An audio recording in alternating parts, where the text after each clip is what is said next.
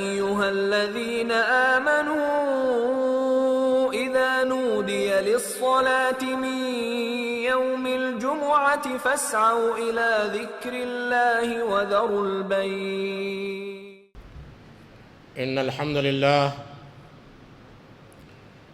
نحمده ونستعينه ونستغفره ونؤمن به ونتوكل عليه ونعوذ بالله من شرور أنفسنا ومن سيئات أعمالنا. من يهده الله فلا مضل له ومن يضلل فلا هادي له، وأشهد أن لا إله إلا الله وحده لا شريك له، وأشهد أن محمدًا عبده ورسوله. أعوذ بالله السميع العليم من الشيطان الرجيم من همزه ونفخه ونفثه. بسم الله الرحمن الرحيم. يا أيها الذين آمنوا اتقوا الله حق تقاته ولا تموتن إلا وأنتم مسلمون.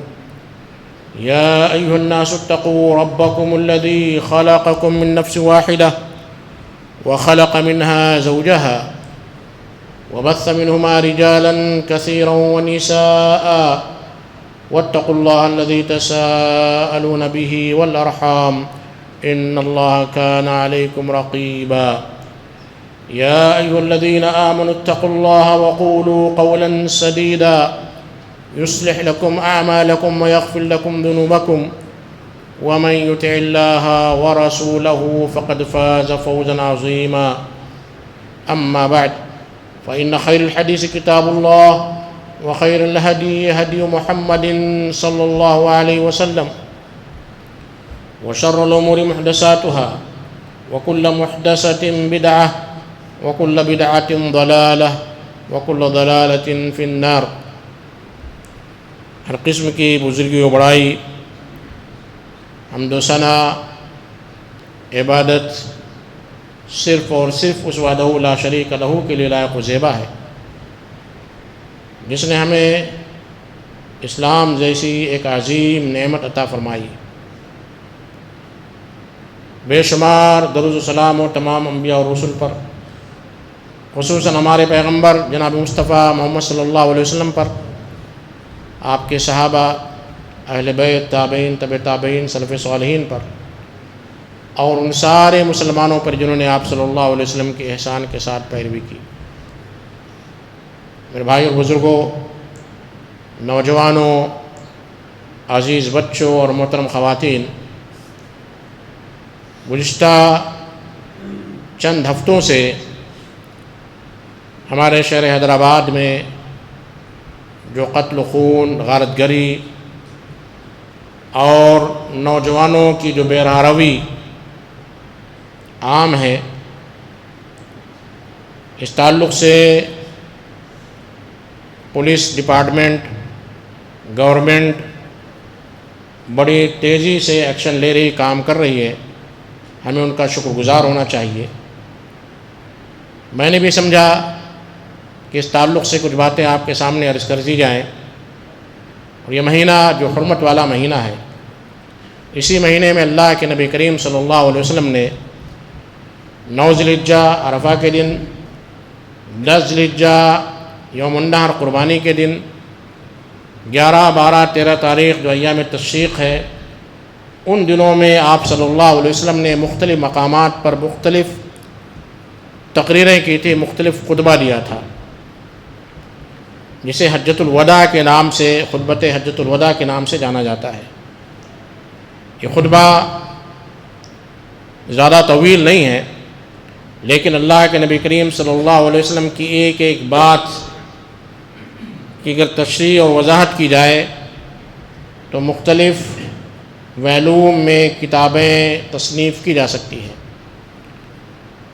یہ ایک ایسا چارٹر تھا، ایک ایسا نظام، کانسٹیٹیوشن تھا جس کی انسانوں کی ضرورت تھی. اور چونکہ یہ خطبہ آپ صلی اللہ علیہ وسلم کا فیئرویل، وداعی خطبہ مانا جاتا ہے، تو اس میں اللہ کے نبی کریم صلی اللہ علیہ وسلم نے انسانوں کی بھلائی کے لیے، سوسائٹی اور معاشرے کی بھلائی کے لیے اہم اہم باتیں کی تھی، اور صحابہ کرام کا ایک جمع غفیر 1 لاکھ سے زائد صحابہ کرام موجود تھے۔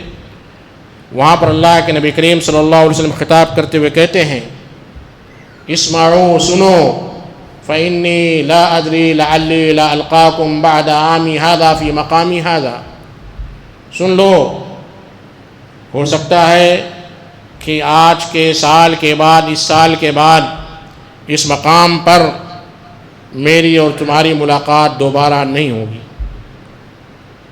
اس کے بعد بھی آپ صلی اللہ علیہ وسلم نے خطبہ دیا، لیکن آپ کا وہ آخری حج تھا، بڑے جمع غفیر صحابہ کے سامنے آپ نے خطبہ دیا، ویسا موقع دوبارہ آپ کو نہیں ملا، اسی لیے اسے وداعی خطبہ، فیئر ویل سرمن کا نام دیا جاتا ہے۔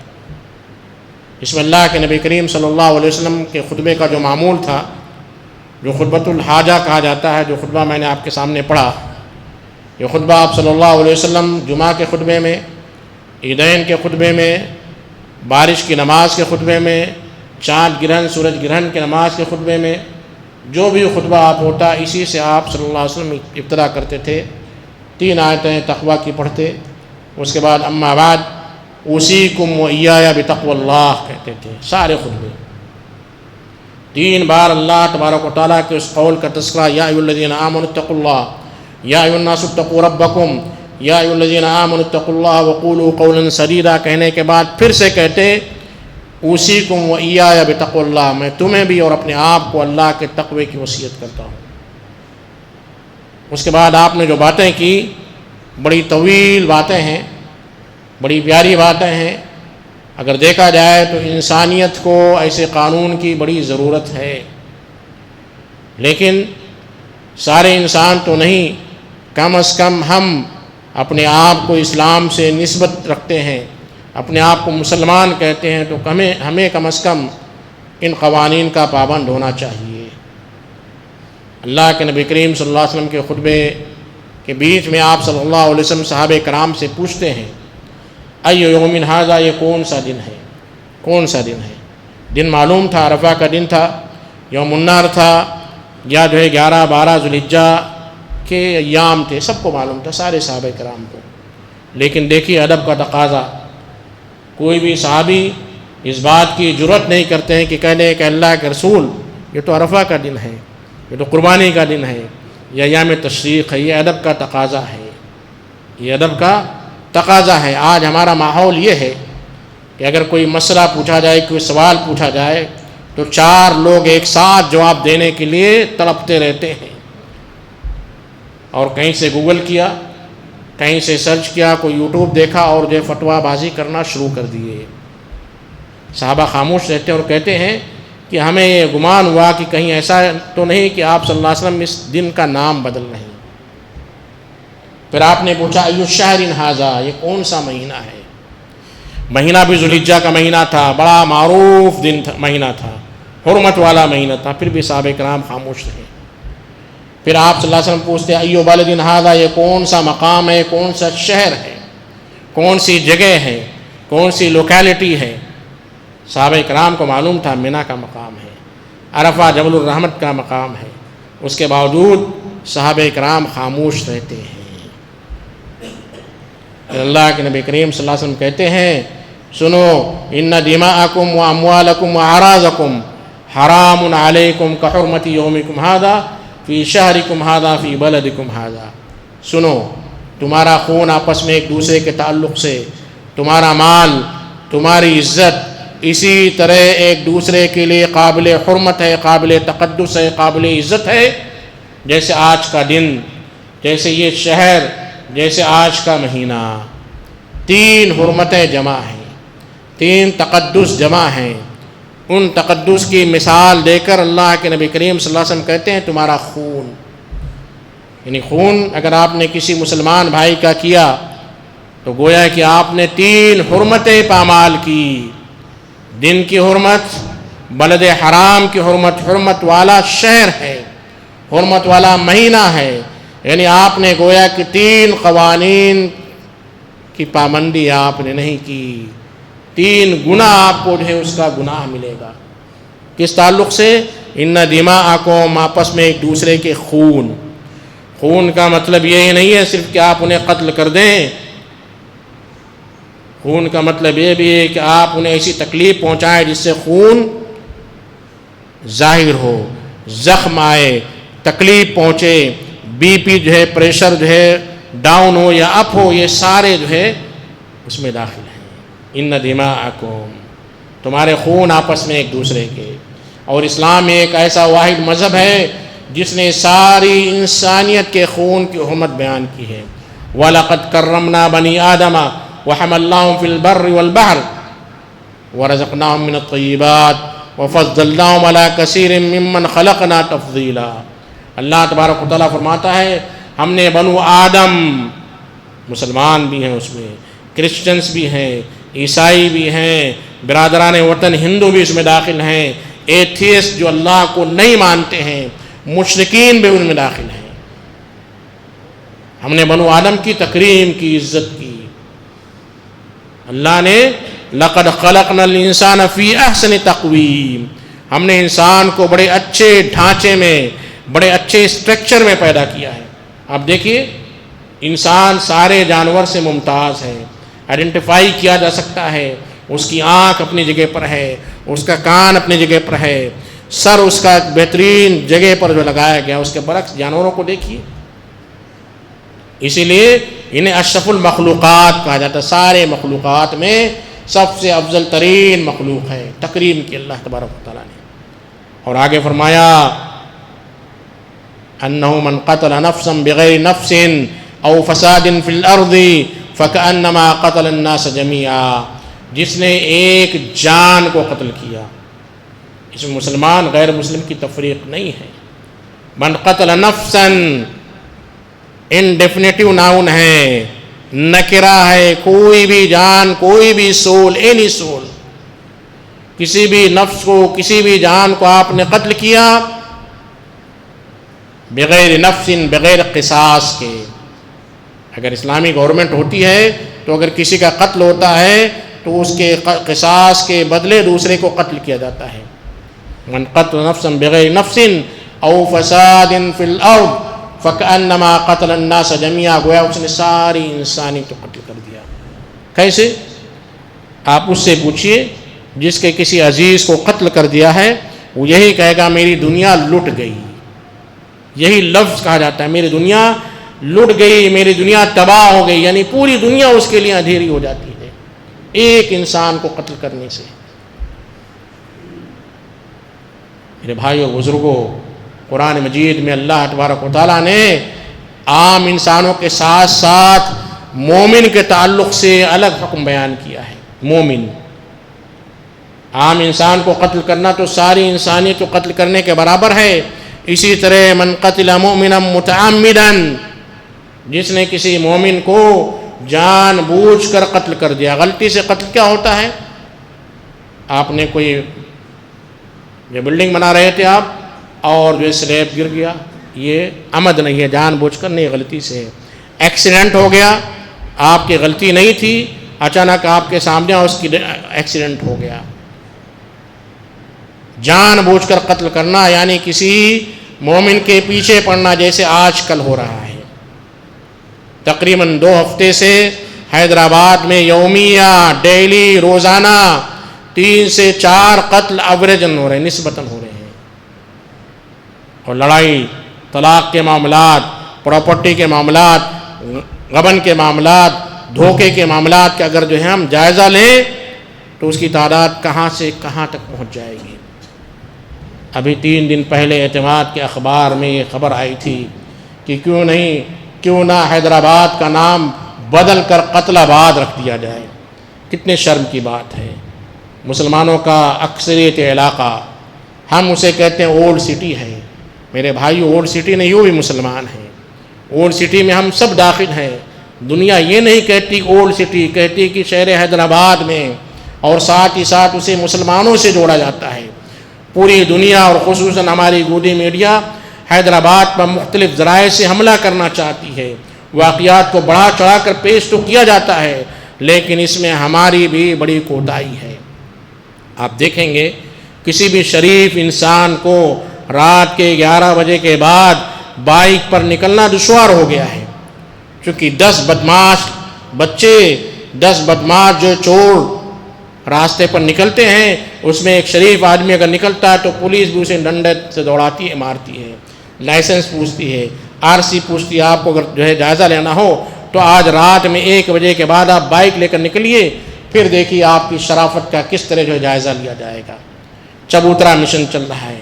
کتنے شرم کی بات ہے کہ ہم اس نبی کے امتی ہیں، اس نبی کا کلمہ پڑھنے والے ہیں جو نبی کہتا لا ثمر بعد العشاء، عشاء کی نماز کے بعد، شام کے کھا لینے کے بعد چٹ چیٹ نہیں ہوگی، بیکار کی گفتگو نہیں ہوگی، سو جانا ہے۔ ہماری رات کی ابتدا ہوتی ہے رات کے 2 بجے 3 بجے۔ بڑے بڑے دیندار، بڑے بڑے جو ہے دین کا دعویٰ کرنے والے فخر سے کہتے ہیں کہ ہمارا جو جوائنٹ فیملی ہے رات کو 1 بجے ہمارا دسترخوان بچھتا ہے۔ اسے کہتے ہوئے شرم آنی چاہیے۔ ڈوب مرنے کی بات ہے میرے بھائی اور بزرگوں۔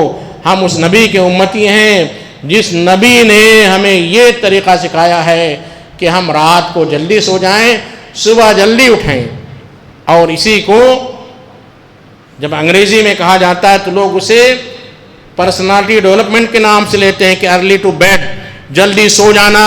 اور جب غیر مسلم ہمیں یہ سکھاتا ہے تو ہم بہت خوش ہوتے ہیں، جبکہ اللہ کے نبی کریم صلی اللہ علیہ وسلم، صحابہ کرام، تابعین تبع تابعین کی زندگی کا جائزہ لیجئے کہ وہ عشاء کی نماز کے بعد اس قسم کی گفتگو سے بچتے تھے۔ میرے بھائی اور بزرگوں، میں ذکر کر رہا تھا مومن کے قتل کے تعلق سے کہ ایک مومن کے قتل کے تعلق سے اللہ تبارک و تعالیٰ فرماتا ہے من قتل مؤمنا متعمدا، جس نے کسی مومن کو جان بوجھ کر قتل کر دیا، فجزاؤہ جہنم، اس کا ٹھکانہ جہنم ہے۔ آپ کچھ بھی کہیے، میں توحید والا ہوں، میں جو ہے صحیح عقیدے والا ہوں، اور عقیدہ یہ بنیادی چیز ہے، اس سے کسی کو اختلاف نہیں ہے، لیکن قرآن کہتا ہے من قتل مؤمنا متعمدا فجزاؤہ جہنم، اس کا ٹھکانہ جہنم میں ہے، اس کا ٹھکانہ جہنم ہے۔ اور جو گنہگار ہوتے ہیں وہ جہنم کی سزا پانے کے بعد دوبارہ جنت میں جائیں گے۔ آپ نے کوئی بھی گناہ کیا ہے تو گناہ کی سزا بھگتنے کے بعد اللہ تبارک و تعالیٰ کو جہنم سے نکال کر جنت میں لے جائے گا، لیکن یہاں پر قرآن کہتا ہے فجزاؤہ جہنم خالدا فیہا، ہمیشہ ہمیش رہے گا، ہمیشہ ہمیش رہے گا، خالدا فیہا۔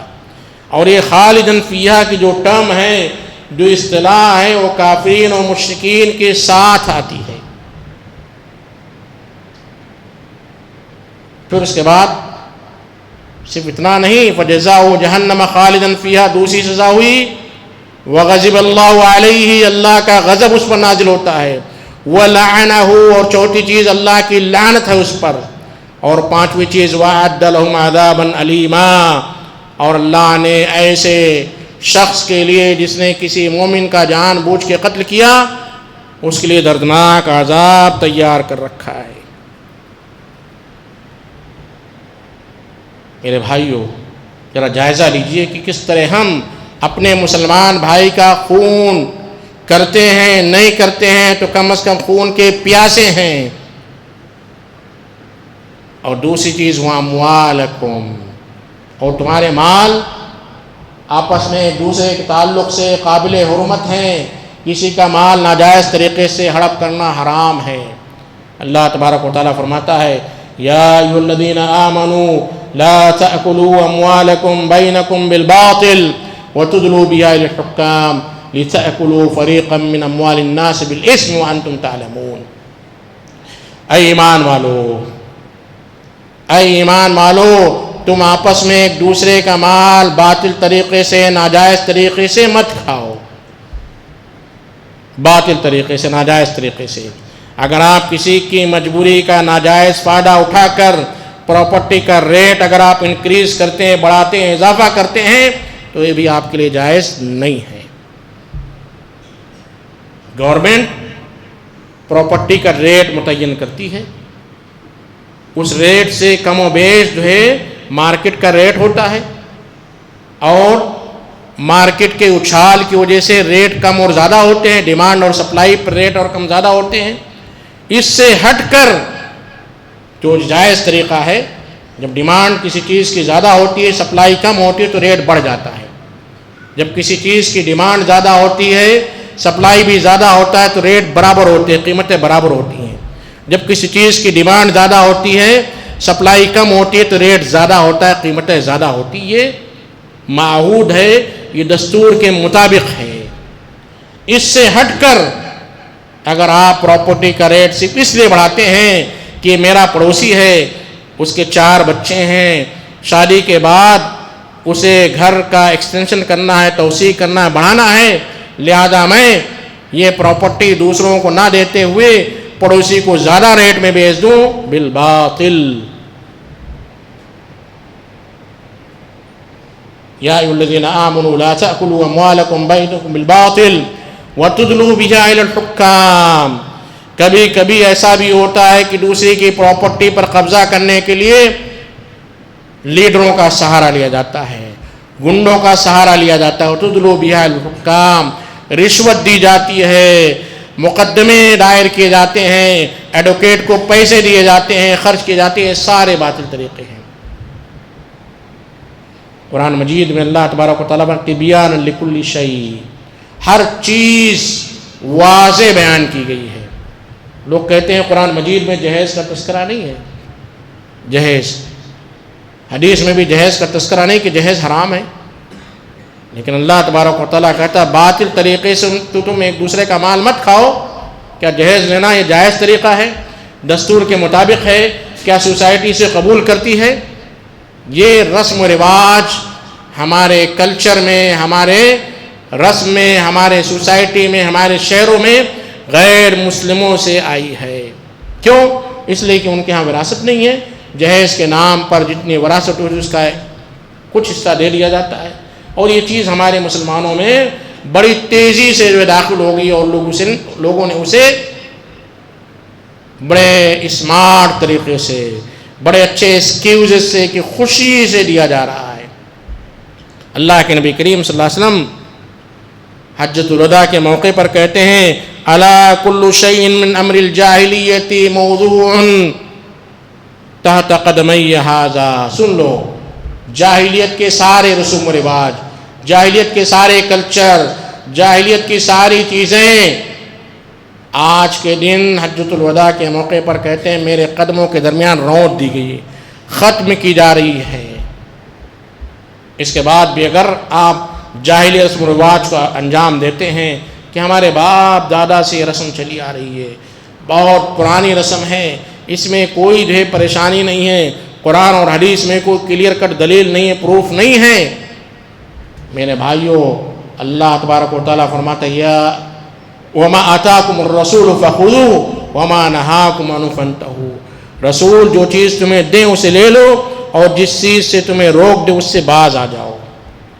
اب ہمیں اپنی زندگیوں کا جائزہ لینا ہے، سوچنا ہے کہ کیا رسول کے زمانے میں، صحابہ کے زمانے میں، تابعین کے زمانے میں، تبع تابعین کے زمانے میں کیا رسوم و رواج تھی،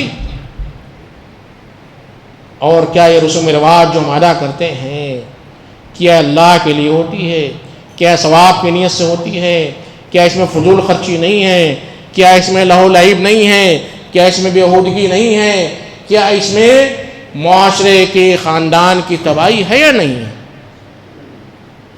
ہم جو جمعگی کرتے ہیں، 4 جمعہ جو جمعگی ہم کرتے ہیں، ذرا جائزہ لیجئے کہ اس میں کتنی خرافات ہے، کتنے لہو لعب ہیں، کتنا ٹائم کا ضیاع ہے، ٹائم ویسٹ کیا جاتا ہے، کتنے اخراجات آتے ہیں، کتنی فضول خرچی ہوتی ہے، اور حاصل کیا ہے؟ نل، کچھ نہیں۔ اب اگر سنجیدگی سے آپ غور کریں گے کہ اللہ کے نبی کریم صلی اللہ علیہ وسلم فرمایا دین یسر، دین آسان ہے۔ اللہ کے نبی کریم صلی اللہ علیہ وسلم فرماتے ہیں خیر النکاح برکتاً ایسرہ مؤونۃ، برکت والا نکاح کون سا ہے؟ ایسرہ مؤونۃ، جس میں اخراجات کم ہو، آسانی سے ادا کیا جا سکے۔ خطبے میں کہتے ہیں وَإِنَّ مَآشِرَ الْجَاهِلِيَّةِ جاہلیت کے سارے رسوم میرے دونوں قدموں کے درمیان ختم کیے جاتے ہیں، روٹ دیے جاتے ہیں۔ اور اس کے بعد جو بڑے اہم مسائل ہیں جس میں سب سے اہم مسئلہ سود کا ہے، انٹرسٹ کا ہے، میں خطبے کی صرف 10% بات آپ کے سامنے ذکر کر رہا ہوں۔ آپ صلی اللہ علیہ وسلم فرماتے ہیں جاہلیت کے سارے انٹرسٹ ختم کیے جاتے ہیں، سارے نل کیے جا رہے ہیں۔ اور اللہ تبارک و تعالیٰ نے قرآن مجید میں فرمایا سود کے بارے میں فَإِن لَمْ تَفْعَلُوا وَلَن تَفْعَلُوا فَإِن لَمْ تَفْعَلُوا فَأْذَنُوا بِحَرْبٍ مِّنَ اللَّهِ وَرَسُولِهِ۔ سود کے بارے میں اللہ تبارک و تعالیٰ فرماتا ہے یا ایھا الذین آمنوا اتقوا اللہ وذروا ما بقی من الربا، اے ایمان والو اللہ سے ڈرو اور جو سود کا حساب کتاب تھوڑا بہت باقی اسے ختم کرو، ضرور چھوڑ دو۔ فَإِن لَمْ تَفْعَلُوا، اگر تم سوچتے ہو کہ ایسا نہیں ہو سکتا ہے، اگر تمہارا گمان ہے کہ سوسائٹی ہے، معاشرہ ہے، بینک کا سسٹم، یہ یہودیوں کا لایا ہوا نظام، اس کے بغیر ہماری زندگی نہیں چل سکتی ہے، تو روڈ پر آ جائیے فَأَذِنُوا بِحَرْبٍ مِّنَ اللَّهِ وَرَسُولِهِ، اللہ اور اللہ کے رسول سے جنگ کے لیے تیار ہو جائیے۔ اگر کسی نے یہ تصور کیا کہ ہماری زندگی بغیر سود کے نہیں چل سکتی ہے، یہ سسٹم ہو چکا ہے، سسٹم کے بغیر ہم جو ہے زندگی نہیں گزار سکتے ہیں، تو گویا کہ آپ اللہ اور اللہ کے رسول سے جنگ کے لیے تیار ہیں۔ نعوذ باللہ ثم نعوذ باللہ۔